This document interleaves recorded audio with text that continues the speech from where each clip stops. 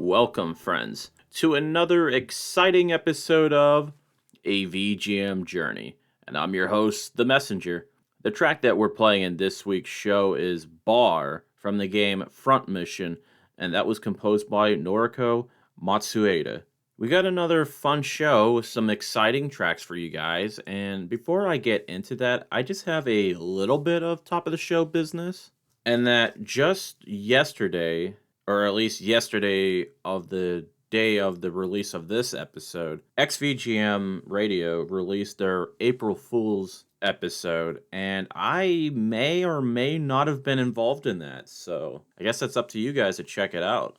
And I don't think I would be fooling you guys when I say that this next track is a pretty good one. And this is coming from Kirby in the Forgotten Land. This is Fast Flowing Waterworks, and it was composed by Yuuta, Ogasawara, Hirokazu Ando, Jun Ishikawa, and Yuki Shimooka.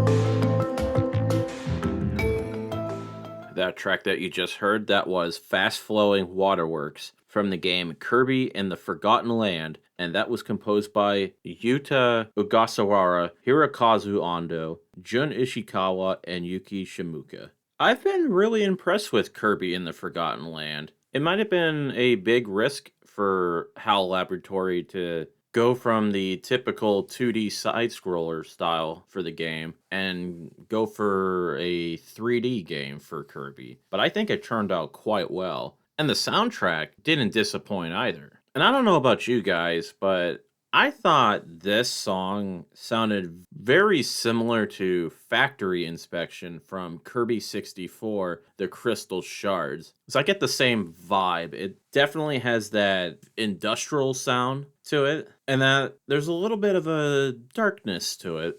Just kind of stuck out to me. I'm only a couple worlds in the game, but I've been having a really great time with it, and I might even go as far to say that this might be up there for one of the best Kirby games. It's a little early to say, but that's just how I'm feeling in the moment. I think we're going to go in a little bit of a different direction with the request, which this is coming from Hammock, and he wanted me to play track 5 from the game Wolfchild, specifically the Sega CD version, and that was composed by Martin Iveson.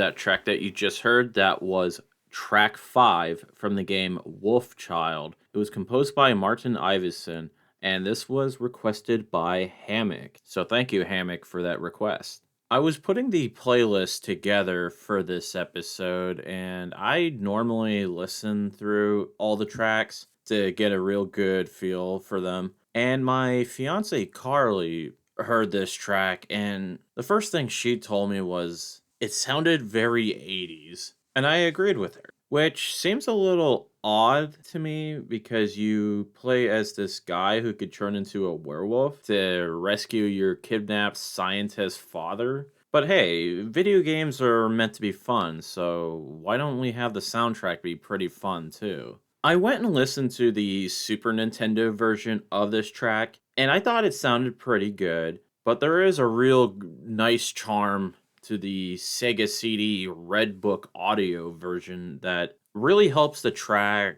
become what it wants to be because you're not really bogged down by the sound limitations of whatever system it is that you're trying to play your track. And I thought the track itself was pretty awesome. So I want to say, once again, thank you, Hammock, for that track. We're going to play another request, this time coming from Heat Override. And he wanted me to play Cosmos from the game Axelay. And that was composed by Taro Kudo.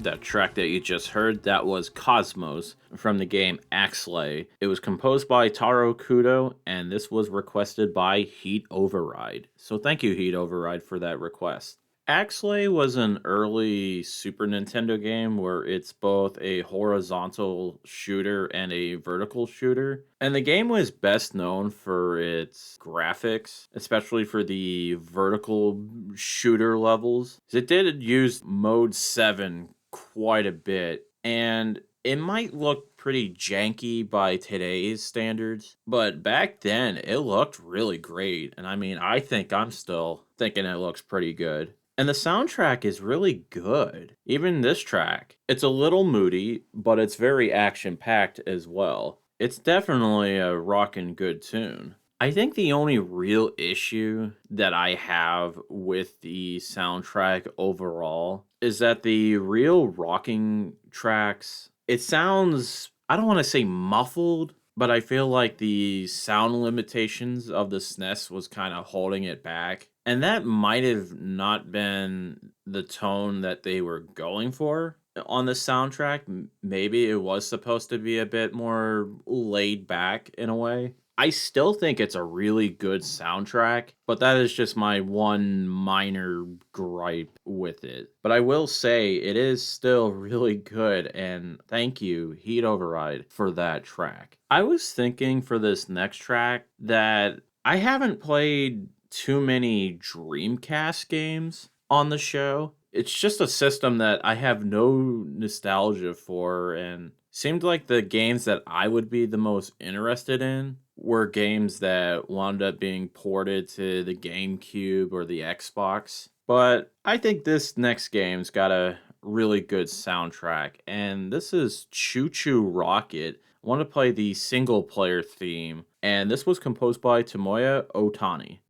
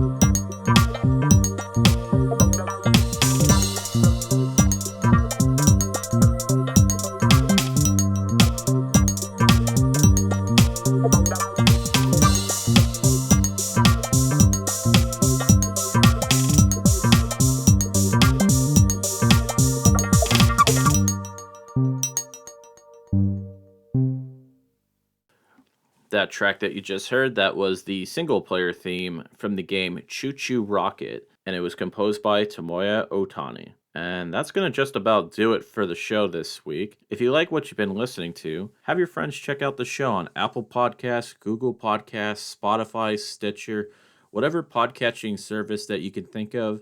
I'm more than likely going to be on there. You can email the show at vgmjourney@yahoo.com, and you could also check us out on Twitter at vgmjourney. We're going to play things out with one more track, and that's going to be the credits theme from Game Boy Camera, and that was composed by Hirokazu Tanaka. Have a good week, everyone.